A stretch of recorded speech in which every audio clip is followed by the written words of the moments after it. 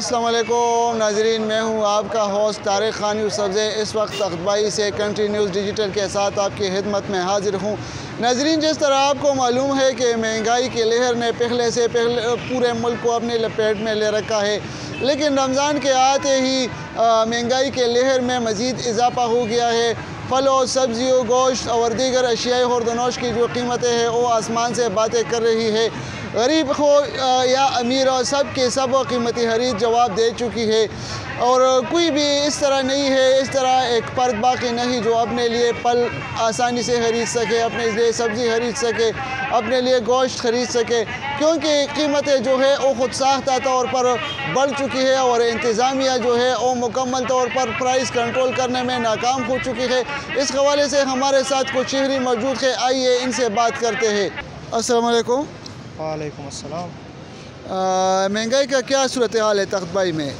भाई अगर देखा जाए ना तो मेरे ख़्याल से मैं तो ख़ुद ज़्यादातर लाहौर में बाहर हॉस्टल्स वगैरह में रह चुका हूँ।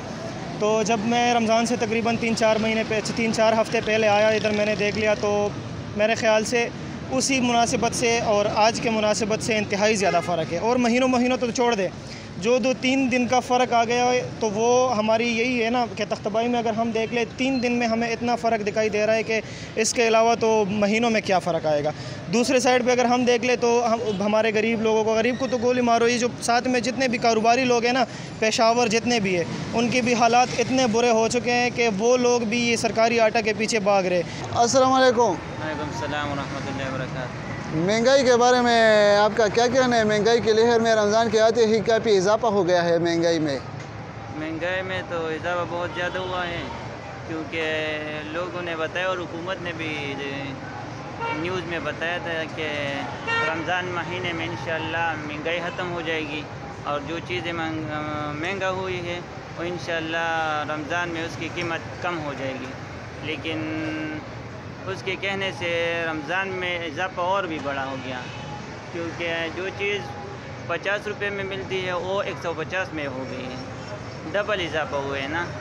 तो हुकूमत से अपील है कि इस आवाम के लिए जो महंगाई को कंट्रोल करे और इंतज़ामिया जो है और रेट जो है उन पर अपना रेट कायम कर ले। हाँ जी, जो रेट पहले था रमज़ान से पहले था वो तो अभी कायम कर लेना। अभी रमज़ान में रेट और भी ज़्यादा हो गया। रमज़ान मुबारक के आते ही मुल्क भर के दूसरे हिस्से की तरह तख्तबाई में भी अशियाई खुर्दनोश की कीमतों में बेतहाशा इजाफा। अवाम अफ्तारी के लिए सौदा सलम खरीदने के लिए बाजार का रुख करे तो हाली हाथ घर लौटते हैं। अवाम खुद साख्ता महंगाई के सामने बेबस है। गरीब आदमी की क़ुव्वत खरीद जवाब दे चुकी है।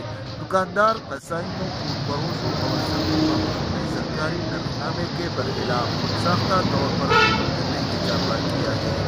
इंतज़ामिया ने खुदसाख्ता महंगाई पर कंट्रोल हासिल करने का अज़म कर रखा है, लेकिन बज़ाहिर ऐसा कोई नज़र नहीं आ रहा, क्योंकि अभी तक इसने ऐसा कोई कदम नहीं उठाया जिससे मालूम हो कि इंतज़ामिया अशियाई खुर्दनोश की कीमतों को सरकारी नफीनामे के मुताबिक रखने और खुदसाख्ता महंगाई पर कंट्रोल हासिल करने के लिए पुरअज़म है। दूसरी जानिब आवाम के पास इसके बगैर कोई और चारा नहीं सिवाय इसके कि वो महंगी अशिया खरीदे। नाज़रीन, आपने देख लिया कि तख्तबाई में भी महंगाई ने अपने पंजे गाड़े हैं और कोई भी इसकी बेरहम चक्रों से महफूज नहीं। मुकामी लोगों के कहने के मुताबिक हुकूमत को चाहिए कि वो सरकारी नफनामे के मुताबिक अशियाई खुर्दनोश की कीमतों की फराहमी को यकीनी बनाए और आवाम को सहूलत दे। तारिक खान यूसुफ से कंट्री डिजिटल न्यूज़ तख्तबाई।